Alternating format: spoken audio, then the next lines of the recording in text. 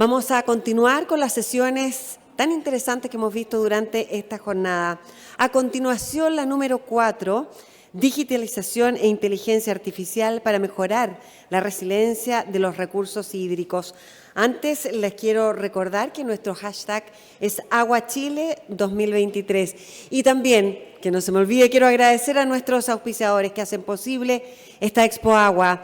Saludamos a Indra, Aguas Andinas, Anglo American y nuestros auspiciadores Silver, Ciruelas Chile y SIP. Muchas gracias. También recordarles que estamos transmitiendo vía streaming a través de nuestra página web expoaguasantiago.cl. Ahora sí continúo y les doy detalles de nuestra próxima sesión. En esta sesión veremos cómo la digitalización y la inteligencia artificial se unen para fortalecer la resiliencia de los recursos hídricos mediante la recopilación de datos en tiempo real y su análisis. Se comprenden mejor los patrones climáticos y niveles de agua. La inteligencia artificial procesa estos datos para generar predicciones que permiten tomar decisiones informadas en la gestión del agua y también anticipando sequías e inundaciones. En esta oportunidad tendremos como invitados a Andrea Ramos, Country Manager de la empresa Quilimo en Chile, que ya se va a incorporar a nuestro panel, Diego Rivera, académico de la Universidad del Desarrollo y del Centro de Recursos Hídricos para la Agricultura y la Minería, a quien le pido que comience a subir al escenario, Emilio de la Jara, gerente general y de tecnología de Captahidro, y moderará esta sesión Laura Hidalgo, quien es responsable de contenidos del Foro de la Economía del Agua.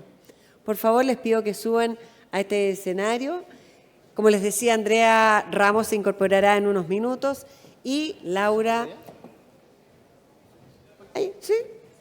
Y Laura, dejo a este panel, a sus invitados y sus discusiones contigo. Ahí está Andrea Ramos, que se incorpora. Gracias, Andrea, por estar acá con nosotros. Laura.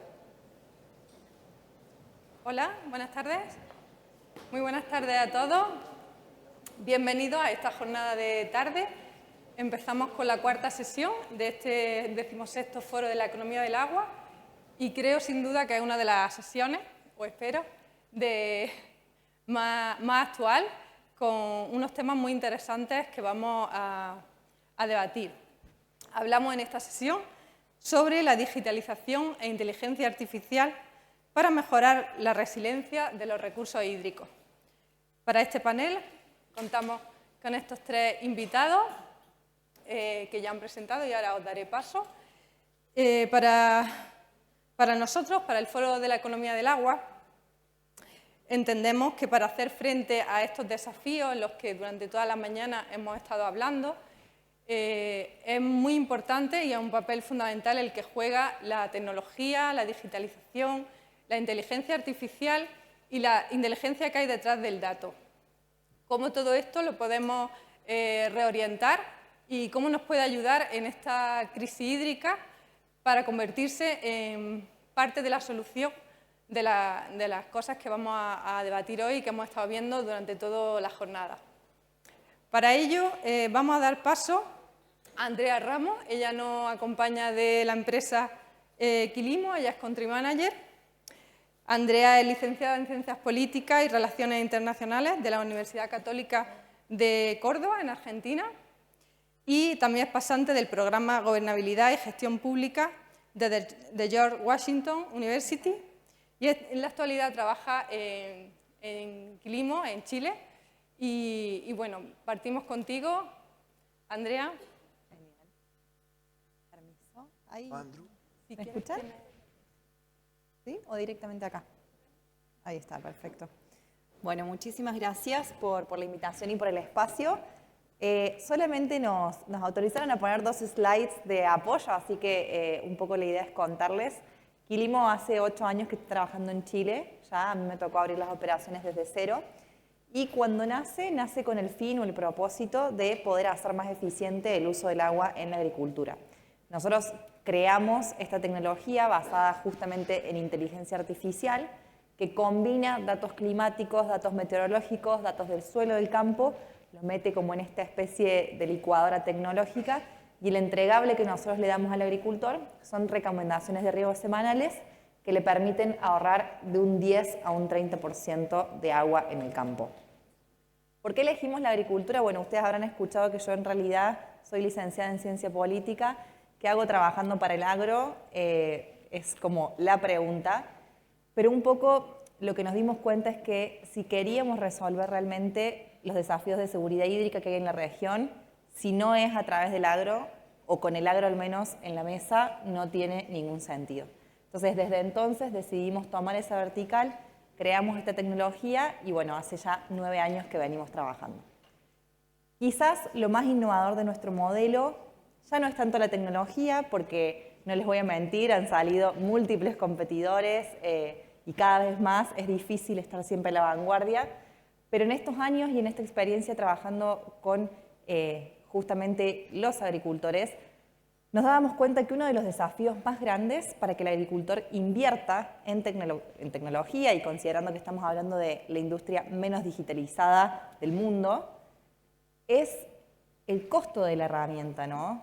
¿Por qué el agricultor va a pagar por algo que en Latinoamérica al menos no tiene valor? Y con eso me refiero al agua. Todos sabemos y decimos que el agua es fundamental para vivir, que sin el agua no hay vida, etc. Pero al final, cuando uno tiene que pagar la cuenta de luz, los cuestionaría a ustedes mismos. ¿Saben cuánto pagan de de agua? ¿O al final es un costo medio marginal en el costo de la vida que hace que no lo tengamos dentro de nuestras prioridades? Bueno, al agricultor le sucede un poco lo mismo. Entonces, no está ese incentivo y desde Quilimo dijimos, tenemos que atacar eso. Tenemos que encontrar un modelo a partir del cual el agricultor le pueda poner un valor económico real al agua que lo incentive a adoptar tecnología.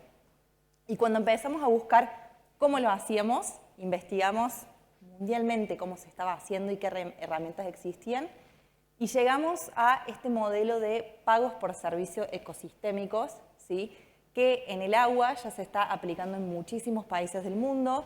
Uno de los casos más exitosos en la agricultura está en Nueva York, en una de las cuencas de allí, donde en el fondo lo que se hace es darle un pago por la externalidad positiva que genera el propio agricultor gracias al esfuerzo en un cambio en sus prácticas, ¿sí?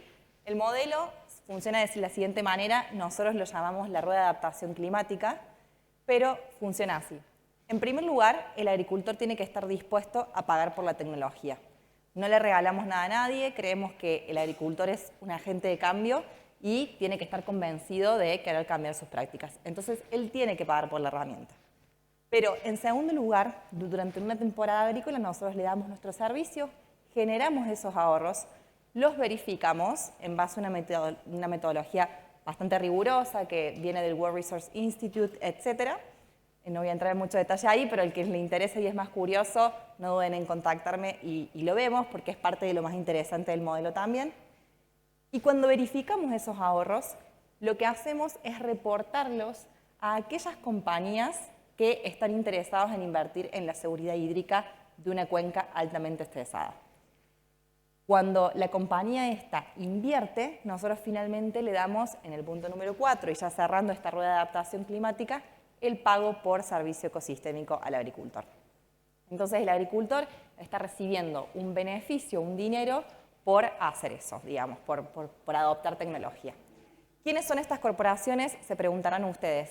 Cuando nos pusimos a investigar sobre los pagos de servicios ecosistémicos y entender cómo podíamos traer eso a Chile, descubrimos que en el mundo, así como en su momento estuvo o empezaron estos compromisos, a generarse estos compromisos por carbono neutralidad, ahora también estaba sucediendo lo mismo en agua.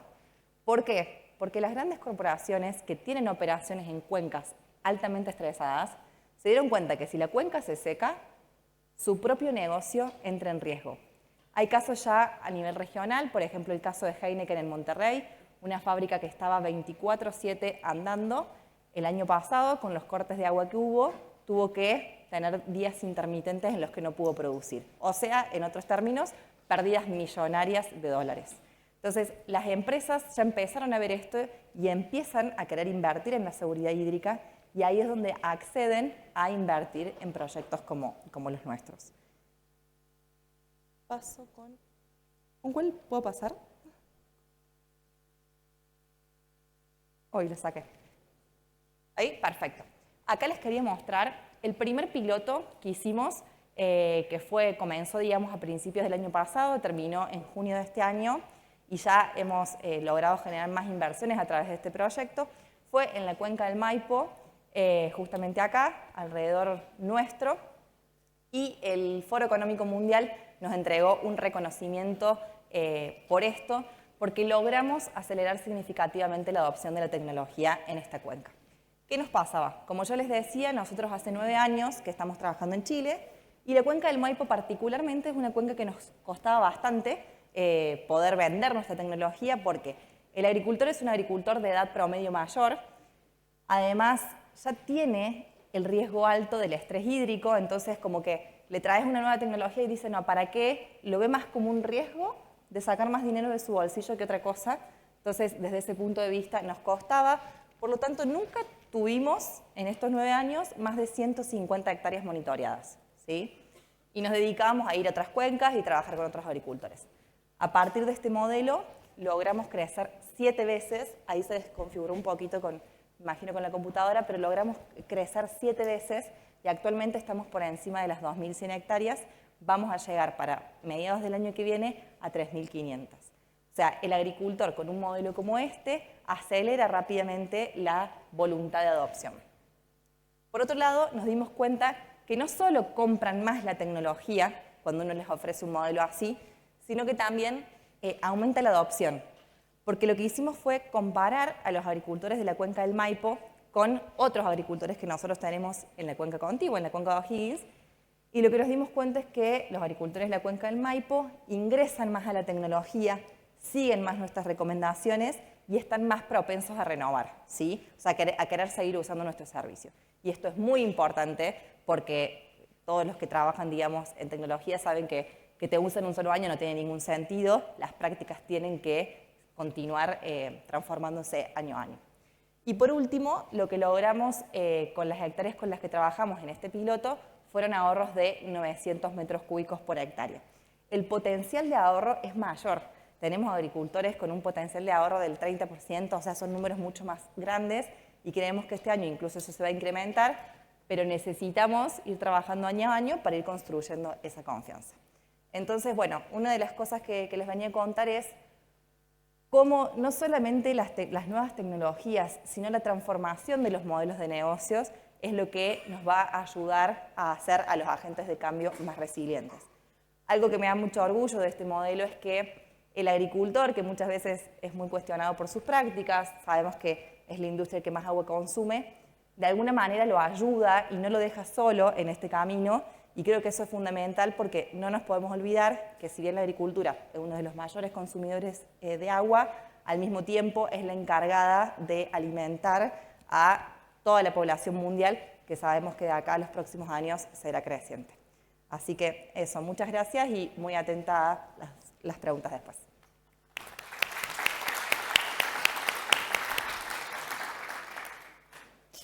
Muchas gracias, Andrea, muy amable por ajustarte a los tiempos también. Ahora tendremos un ratito para que conversemos un poco con las preguntas y nos puedas contar más.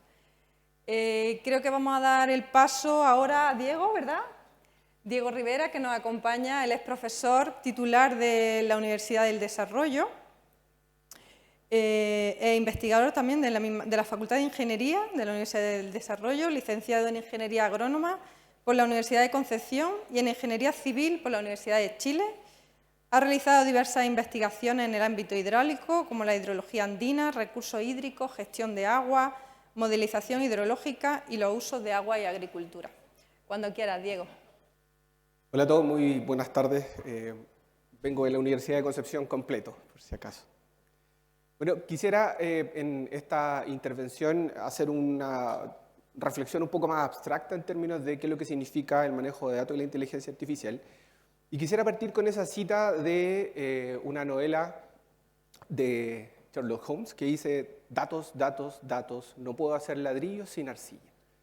Y esta es una cita que tiene 130 años y seguimos en lo mismo. Lo que hemos hecho es principalmente mejorar nuestras técnicas y también mejorar la capacidad que tenemos de utilizar y generar la información necesaria. Voy a poner el timer ahora. Por lo tanto, no voy a ir tanto a aplicaciones, sino que principalmente algunas reflexiones al respecto. Lo primero tiene que ver con el ciclo del dato, que es un elemento importantísimo en términos de inteligencia artificial, porque si queremos usar datos, primero tenemos que generarlos. Parece de perogrullo, pero no es tan simple. Y esto parte principalmente con la planificación, que nos debe definir desde un inicio para qué estamos recolectando estos datos, cómo los vamos a manejar, dónde los vamos a almacenar, cómo serán disponibles, cómo serán reusables. Pasarnos los datos de verdad, tratar de hacer esto con un pendrive, la verdad es que le quita bastante sofisticación a todo lo que queremos. Por lo tanto, si queremos, por ejemplo, predecir la disponibilidad de agua en una cuenca, el rendimiento esperado de los paltos a medida que va avanzando la temporada fenológica, cuáles son los futuros escenarios del agua en términos de disponibilidad superficial o subterránea, o cuáles son los puntos débiles que tenemos en nuestra cadena de suministro, necesitamos datos. Por otra parte, la analítica de datos, que pareciera ser una de las cosas que más vemos dentro de este ciclo, requiere que estos datos hayan sido no solamente producidos, sino que curados, almacenados y controlados. Y eso, para los que trabajan principalmente en datos, sabrán, ¿no es cierto?, que limpiar planillas Excel es una de las cosas más tediosas, pero más importantes que hay cuando queremos trabajar en análisis de datos. Si nuestros datos están limpios, entonces podemos aplicar elementos de inteligencia artificial con todos estos nombres sofisticados como redes neuronales, mapa autoorganizativo, machine learning, deep learning y todo lo que ustedes quieran. Pero sin tener eso, primero, la verdad es que no podemos avanzar.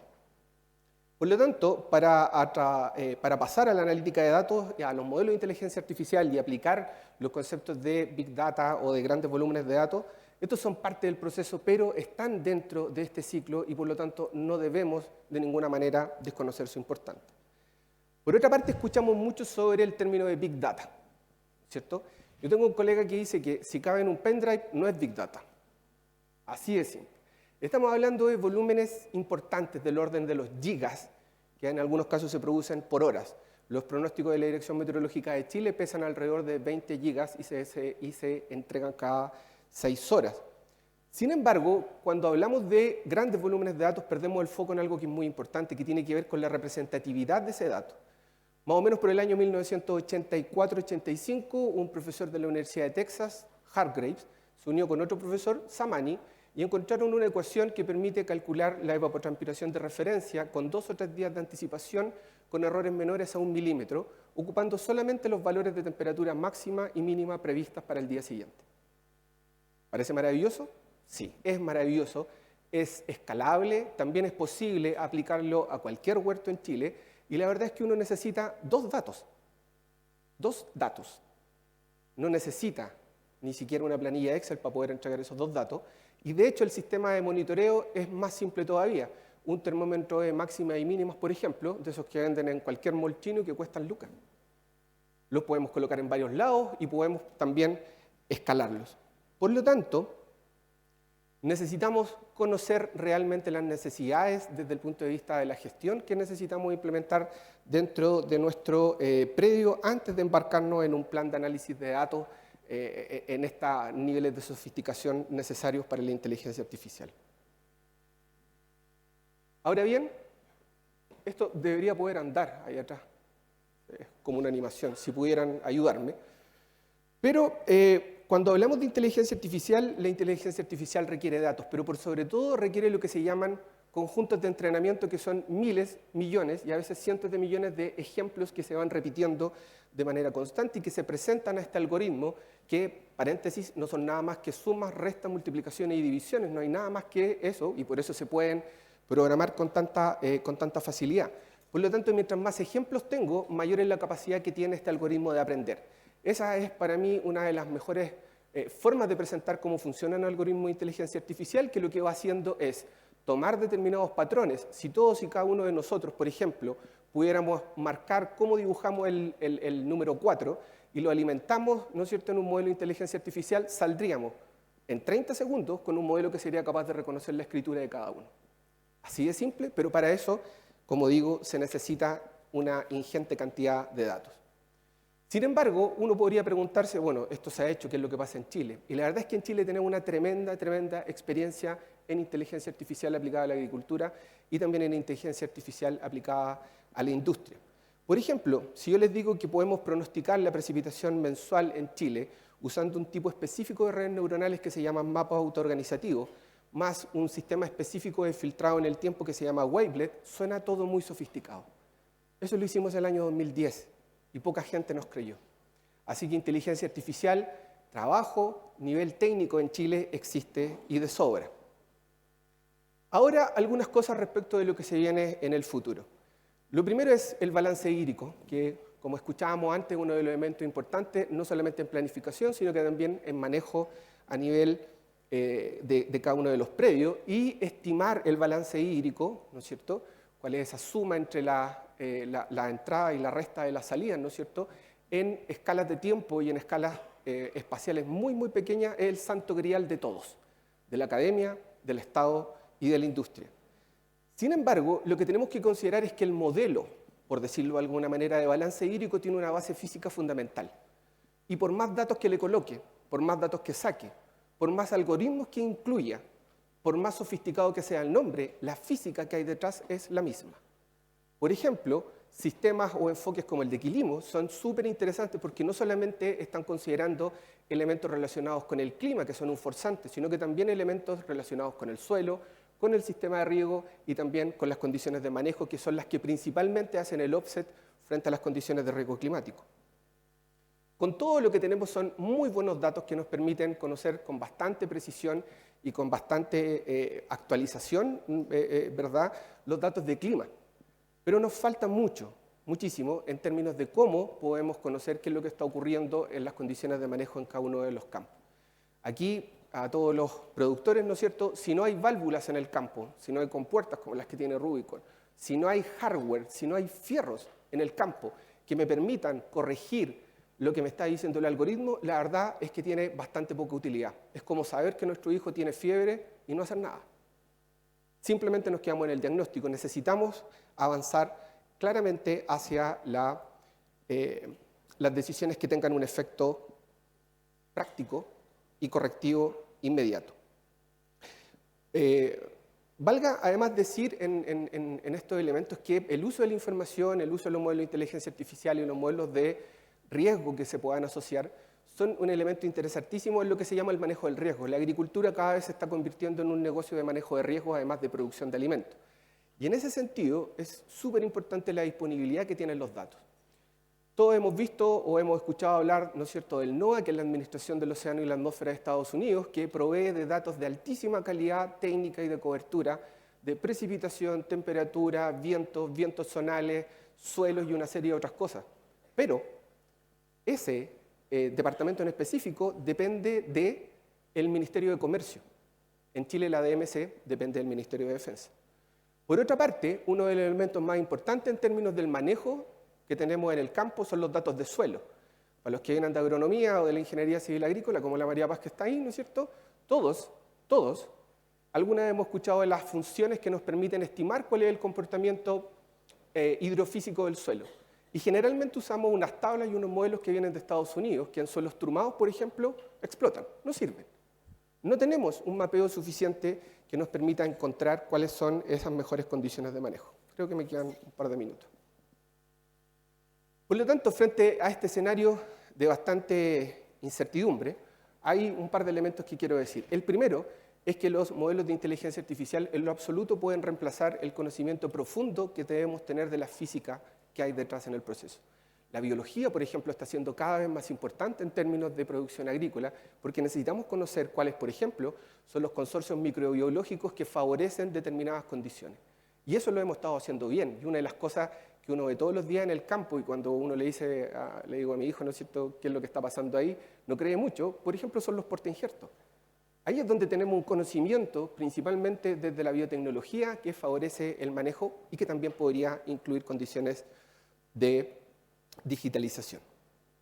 Por lo tanto, generalmente vamos a escuchar palabras que están relacionadas con el algoritmo, pero lo que necesitamos hacer es cambiar un poco el foco y fijarnos en el paisaje, no concentrarnos en los árboles, ver de manera más clara el bosque, y ese bosque tiene que ver con estos tres elementos: sensar,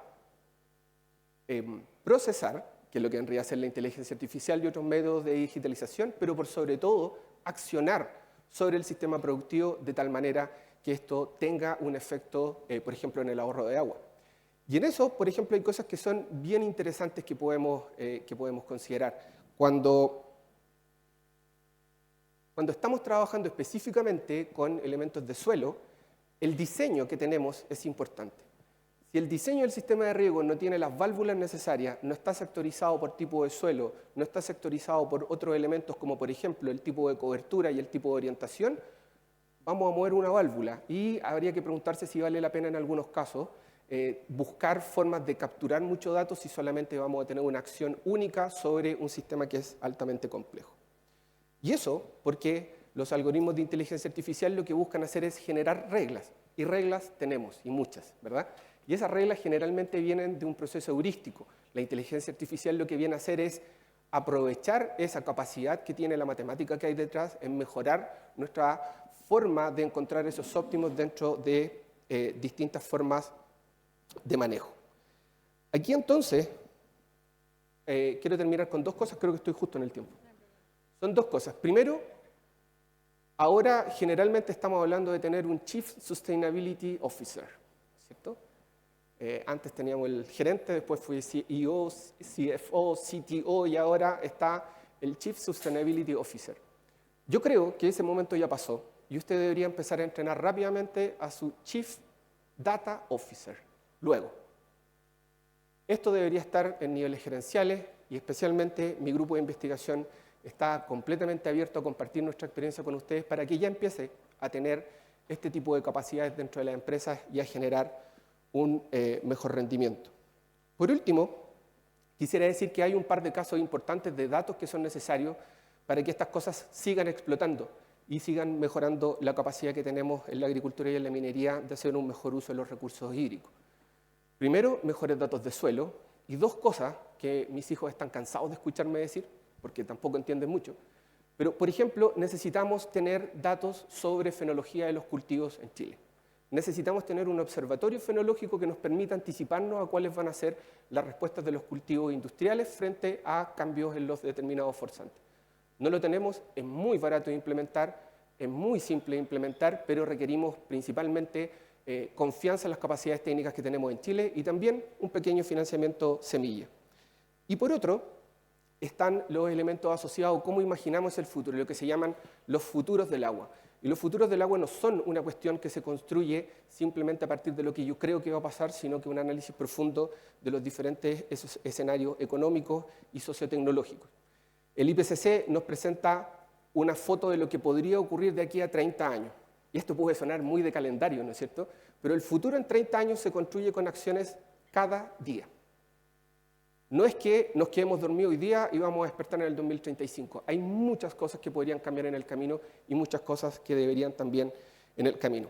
Quiero agradecer profundamente a Claudia Papich que me invitó. Aquí hay varios colegas, le agradezco muchísimo la oportunidad y creo que estamos en un momento interesantísimo, lleno de oportunidades para ayudar a varias de las agencias que están haciendo esfuerzos heroicos por mejorar la capacidad de gestión de recursos hídricos en Chile, como por ejemplo la Dirección General de Aguas y también la Dirección Meteorológica de Chile.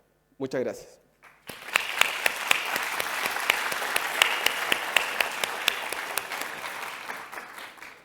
Muchas gracias, Diego.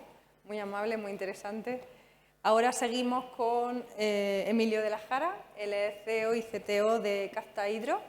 Adelante, Emilio. Él es licenciado en Ingeniería Industrial por la Universidad Pontificia Católica de Chile, magíster por esta misma universidad en Science Mechanical Engineer, se formó en el Instituto de Tecnología de Massachusetts y es Premio Nacional de Innovación Aboni en 2017 en la categoría de energía.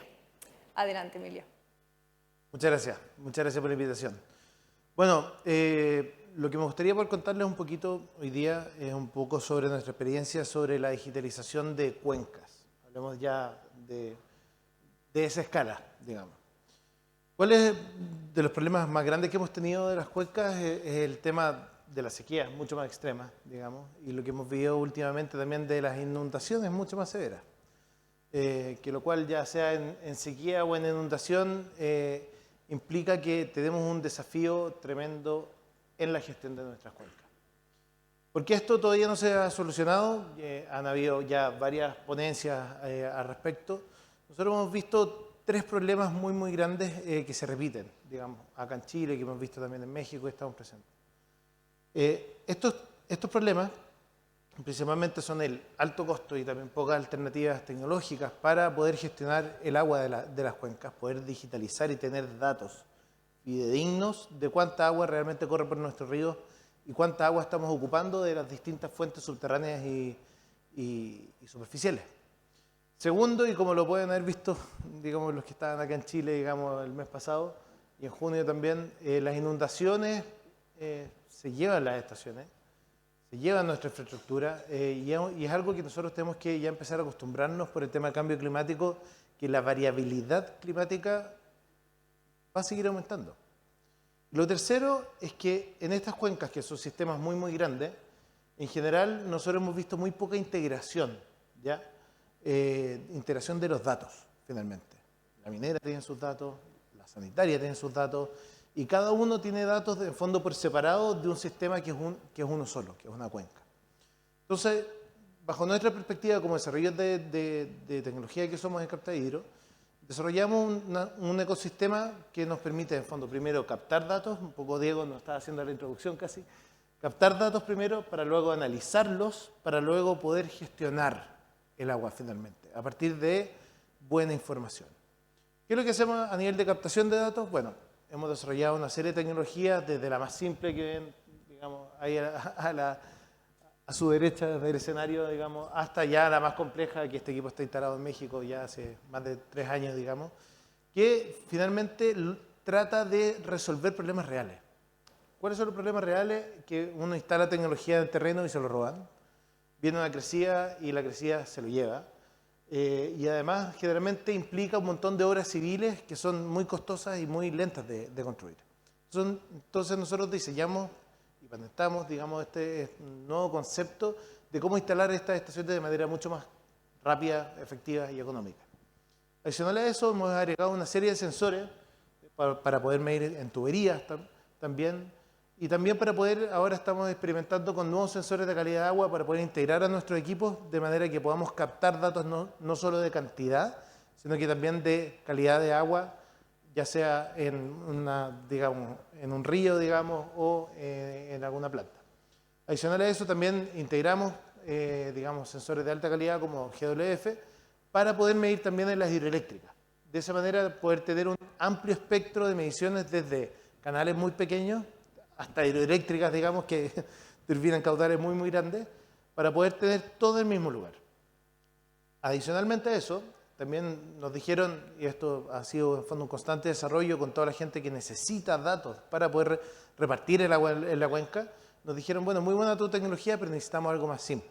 Entonces desarrollamos una aplicación que pueden sacarle una foto, en fondo, al canal, y nosotros cargamos con la curva de descarga y así tienen todo en el mismo lugar, ya sea venga de una máquina o venga de un teléfono inteligente. Pero nosotros somos una parte de estos datos que se van coleccionando en la cuenca. Entonces, nuestro software, que estaba pensado para hacer análisis de distribución de agua, lo abrimos completamente para poder captar datos, tanto de todos los ecosistemas de Captahidro como de distintos escadas que se puedan ir, en fondo, generando datos de la misma cuenca. De esa manera logramos poder tener centros de control, como por ejemplo el que ven acá, que es del río Mapocho, que nosotros captamos datos desde la minera, arriba, digamos los centros de esquí, hasta cada una de las captaciones de aguas cordillera, el estero Rayán, etcétera, etcétera, etcétera. No solamente a escala de una subcuenca como del Mapocho, sino que también llegamos ya a escalas mucho más grandes como la escala del río Biobío y sus afluentes, Laja, Mayeco, Muchén, etcétera. Entonces, de esa manera estamos tratando de poner a todos los actores de la cuenca que extraen agua de la cuenca en un mismo lugar. De esa manera, una vez que ya tenemos la información, nosotros queremos ya accionar sobre esa información. Y hemos desarrollado sistemas para que una vez que sepamos cuánto caudal tiene que ir para qué lado, poder automatizar con puertas existentes y poder ponerle toda la tecnología que sea necesaria para incluso poder llegar a comandas automáticas que entreguen un caudal determinado independiente de las distintas variaciones que tenga el río. Adicional a eso, no es que nosotros, como muy bien decía Diego, si tenemos muchos datos es muy difícil poder manejarlo. Entonces, de esa manera nosotros desarrollamos el CIRA, que es el Sistema Integrado de Reparto Automatizado, nos gustan los acrónimos, que lo que permite es poder ayudar al juez de río, que es la figura legal que reparte el agua de los ríos hoy en día, a poder determinar cuánta agua es efectivamente la que tiene que repartir para que cada una de las bocatomas tengan niveles dinámicos, que es lo que ven en la línea amarilla, ahí abajo en este gráfico y este centro de control que ven varios puntos, digamos, cuánto es lo máximo que pueden extraer. De manera que en este listado a la derecha puedan aparecer todo lo que están, digamos, extrayendo más agua que la que les corresponde de acuerdo a su derecho a prorrata determinado por el juez de río.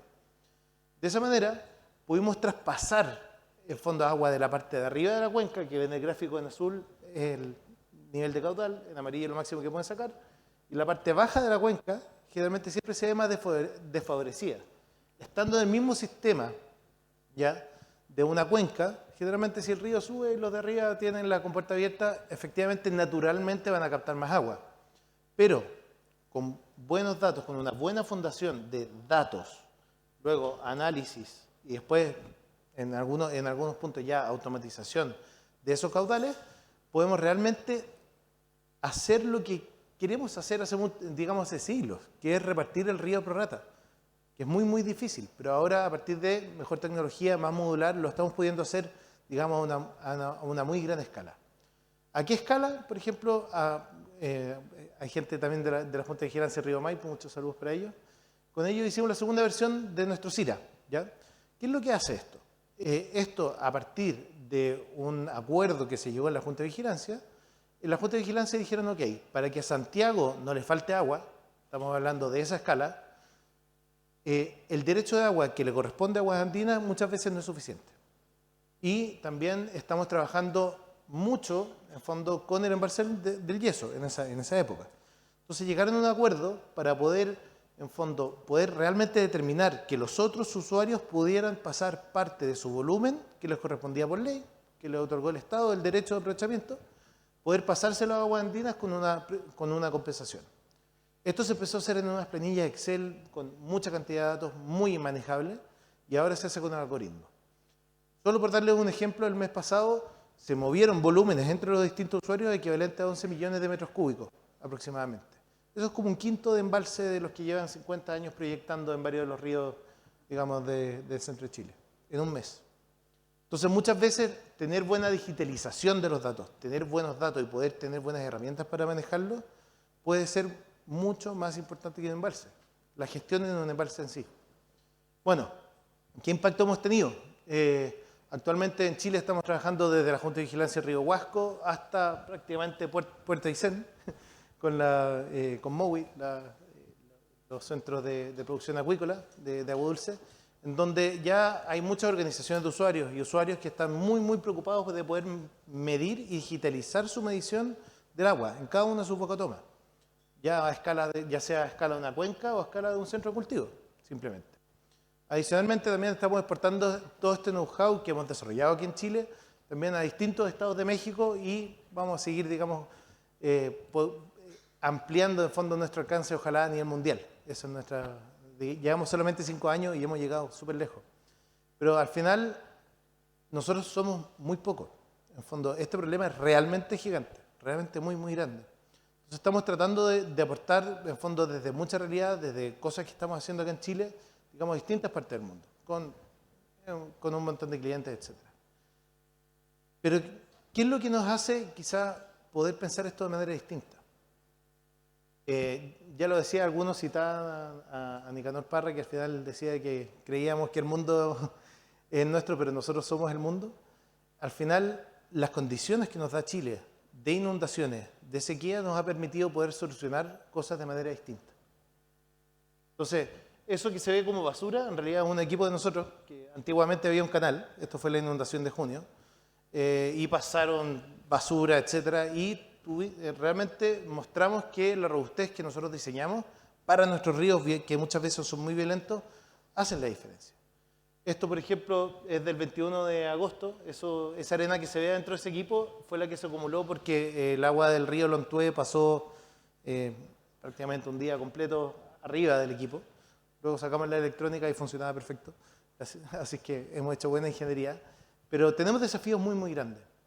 Desafíos, por ejemplo, como la inundación aquí en el río Biobío, que eso, bueno, obviamente nadie conoce esta boca toma, pero esa boca toma, el río va como varios metros más abajo de eso. O sea, yo jamás en mi vida había visto ese nivel de agua, pero a 700 kilómetros de distancia pudimos en fondo controlar la compuerta, porque me llamaron temprano un día domingo, oye, tengo mala señal, ¿me puedes mover la compuerta? Listo, ¡pum! Listo, hecho. Entonces, de esa manera estamos con mejor tecnología pudiendo hacer una gran diferencia.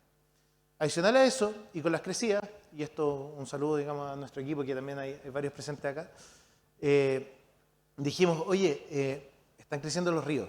Realmente nadie tiene información sobre los ríos. Y la Dirección General de Agua tiene muchos desafíos para poder presentar su información. Entonces, ¿por qué no nos sentamos? O sea, yo sueño y mi equipo transpira, lamentablemente el equipo de desarrollo. ¿Por qué no hacemos una plataforma pública con los mismos datos de la DGA? Y esa que es riosdechile.captadero.com. Y ahí cualquiera puede acceder desde su celular, desde el computador y acceder en línea a todos los datos públicos. De manera mucho más efectiva y más rápida.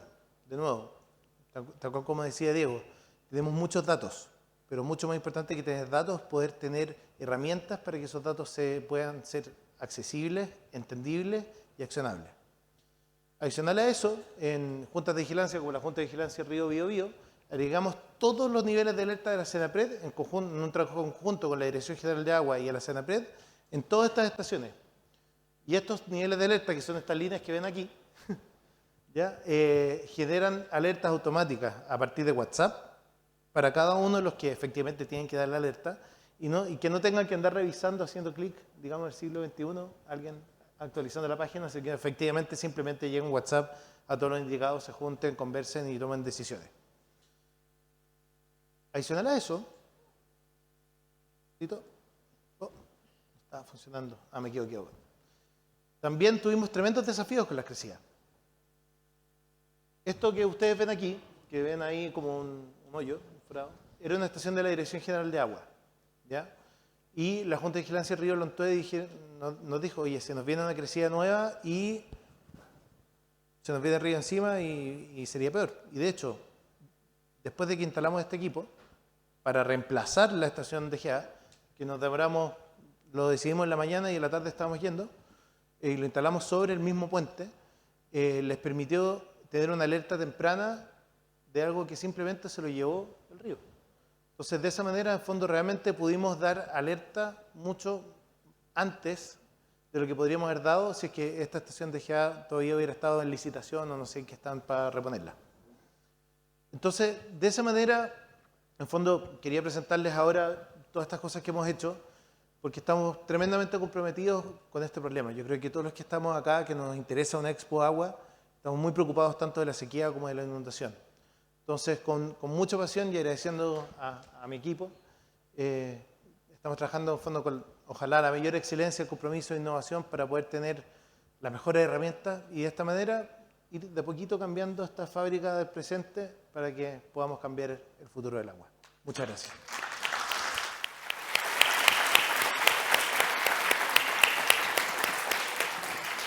Muchas gracias, Emilio. Muchas gracias a los tres. Ha sido muy interesante, cada uno en vuestro sector y en vuestro trabajo.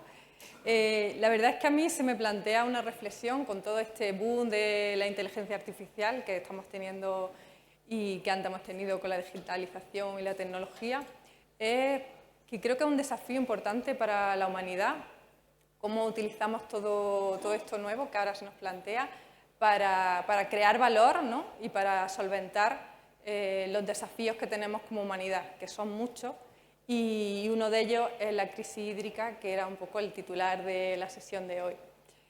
Entonces os quería comentar y hacer una reflexión, una pregunta, según vuestra experiencia, cada uno en vuestro sector. ¿Cómo creéis que está de avanzado la implantación de la tecnología, de la inteligencia artificial en Chile, aunque sea cada uno en vuestro ámbito de conocimiento?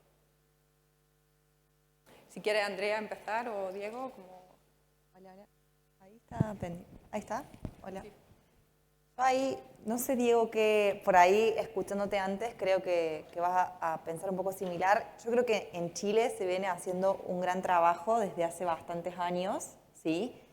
Y se viene una revolución de la inteligencia artificial, pero hasta acá ya pasó mucho. El desafío que tenemos es cómo acercamos esta inteligencia artificial a las personas para darle un uso que realmente valga la pena. Y en este caso que estamos acá con el tema de agua, la crisis hídrica es tan severa que la tecnología no va a ser una competencia nunca. Al contrario, tiene que ser una herramienta que nos ayude a acelerar y escalar. Que Capta Hidro en 5 años no solo esté en Chile, sino que también pueda estar en México. Nosotros también ya estamos en 6 países de la región. Realmente es una oportunidad para todos. Y lo que sí hay que hacerlo traducible al usuario. En el caso nuestro, que trabajamos con los agricultores, nosotros nos dimos cuenta que cuando creamos Quilimo, perdón la comparación, pero en algún punto le estábamos dando una Ferrari a alguien que no sabía manejar. Entonces, ¿para qué querés tanta inteligencia artificial si el usuario final no lo puede usar? Entonces, bueno, ahí efectivamente pusimos mucho foco en lo que es diseño de producto para que sea lo más usable y lo más fácil posible. Y por otro lado, una pata muy fuerte educativa. Nosotros creamos una academia de riego, que después la pueden googlear, que todas las semanas de manera gratuita genera contenido de calidad, digamos, con expertos, que es una inversión, digamos, de la empresa, para acompañar al agricultor en esta transición tecnológica. Entonces, desde mi punto de vista, se hizo mucho y ahora es cómo lo acercamos de una manera más fácil y más usable a las personas. Gracias. Por mi parte, yo creo que yo creo que hay una oportunidad tremenda para de verdad hacer investigación y desarrollos colaborativos. Estos silos, empresa, mundo privado, academia y Estado, sin mucha comunicación, la verdad es que generan una barrera que a esta altura no debería estar. Hace mucho tiempo, esto es mi parecer, pero hace mucho tiempo que los problemas de tecnología, digitalización en el agro, digitalización en la minería y en otras áreas productivas dejaron de ser un problema técnico. Hay técnica, hay ingeniería de primer nivel, hay desarrolladores de primer nivel, hay estudiantes de primer nivel. Y estamos pasando a lo que podría estancarnos un poco más, que un problema de gobernanza de datos.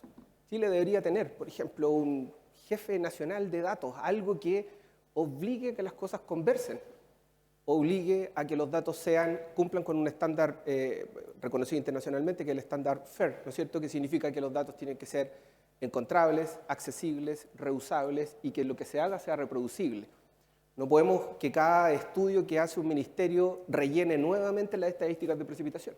Ahí hay otros centros de investigación que han hecho también trabajos fenomenales al respecto. Pero también hay mucho de co-creación con los potenciales usuarios. En algún momento una vez nos pasó que desarrollamos una pequeña herramientita con cerecero y el clásico semáforo, pero para el cerecero el rojo es bueno, no es malo. Y ahí teníamos un problema de diseño, no era un problema tecnológico. Entonces creo que abrirse a la discusión, abrirse también a la colaboración, que exista también un financiamiento de riesgo, porque estas cosas de investigación y desarrollo, Capta Hidro yo creo que lo sabe mejor que nadie, ¿no es cierto? No es algo que yo pueda decir, necesito 93.43 millones de pesos y los voy a gastar así cada mes. Hay mucho que se rompe, mucho que se tiene que reiterar, mucho que se tiene que reitemizar y necesitamos riesgo. Alguien tiene que asumir de cierta manera el riesgo. Y por último, hay una de las grandes cosas que tenemos en términos de desarrollo de inteligencia artificial en las aplicaciones que tenemos en el teléfono, tiene que ver con lo colectivo, tiene que ver con que todos aportamos estos modelos de lenguaje, ¿no es cierto? Lo que ocurre cuando estamos viendo algo en Facebook, ahí se me cayó el carnet, ¿no es cierto? Para lo otro será otra herramienta, pero eso tiene que ver específicamente con que todos estamos aportando con información y ocurren dos cosas. Primero, son sistemas que se alimentan de esa información y van mejorando su capacidad predictiva. No es que yo entregue un modelo hidrológico y me olvido. Ahí hay un elemento súper importante en términos de asimilación, que es un problema técnico muy importante. Pero por el otro lado también necesitamos juntar. Si pudiéramos juntar, y con esto termino, si pudiéramos juntar los resultados de todos los ensayos de producción de manzana bajo diferentes escenarios de riego y fertilización que se han hecho en todas las escuelas de agronomía de Chile, yo creo que tendríamos un set lo suficientemente robusto para poder hacer una de las cosas que en términos de optimización de la agricultura son una barrera, que es tener funciones de producción que permitan llegar a condición de saturación. O sea, que no simplemente veamos un gráfico que nos dice échele más agua y usted produce más, que no es cierto. Está. ¿Cómo se puede hacer? Por ejemplo, creando un estándar, así como se hace en las ciencias biológicas, donde cada experimento y cada nuevo set de datos se mantiene con un determinado estándar. Entonces, hay mucho que está ahí, que yace bajo harto polvo, pero que hay mucha oportunidad para el trabajo colaborativo. Yo, un poquito para complementar lo que acaban de comentar Andrea y Diego, creo que cuando queramos hablar de inteligencia artificial para el agua en particular, lo primero es lo primero. Esto es una herramienta que sirve muchísimo y que probablemente va a ser un estándar el día de mañana para prácticamente casi todas las cosas que hagamos. Pero si no tienes una base de buenos datos de buena calidad y un estándar básico, no vas a poder construir nada. Si nosotros hacemos pronósticos de balance hídrico nacional, por ejemplo, con estaciones de la Dirección General de Agua, que tienen curvas de descarga, perdón que hable en jerigoncio por algunos, pero en fondo la curva de descarga es como la relación de cuánta agua tiene versus la altura que mide la estación, actualizadas hace 10 años, no vamos a llegar muy lejos. Entonces creo que es importante como base para la implementación de la inteligencia artificial y que los algoritmos realmente se retroalimenten y llegamos a cosas útiles, es que todos como sociedad, ya sea el privado, las universidades, las organizaciones de usuarios, todos, podamos tener un mucho mejor nivel de estos datos. Se cree que la tecnología, porque existe, ya se implementó. Tecnología hay, como dice Diego. Pero la implementación de tecnología de calidad con un buen estándar puesto en todas nuestras cuencas de Chile está lejos de cumplirse hoy en día. Hoy en día tenemos datos todavía muy pobres con respecto a lo que deberíamos tener para el nivel de adaptación que tenemos que tener para el cambio climático. Entonces yo creo que nos puede ayudar, pero primero hay que construir la base de la pirámide para luego poder poner todas estas herramientas, digamos, a disposición de toda la sociedad. Estupendo. Pues muchas gracias a los tres. Creo que terminamos 0 minutos. Terminamos bien. Enhorabuena a los tres por vuestras iniciativas, por ir avanzando en este camino. Hay que seguir trabajando en todo esto.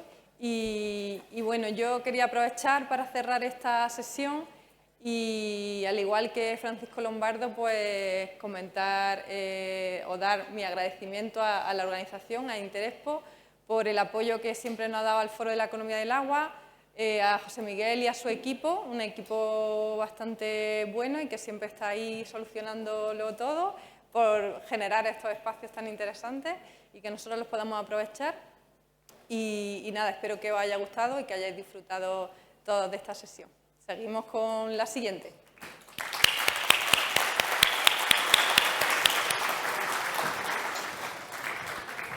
Muchas gracias Laura. Gracias también Andrea, Diego, Emilio, por exponernos por estos desafíos y oportunidades que nos otorga la tecnología, que yo creo que no nos dejan de sorprender todavía. Queremos entregarle a todos un reconocimiento luego de una foto. Primero la foto oficial, ¿sí? Ahí en el escenario.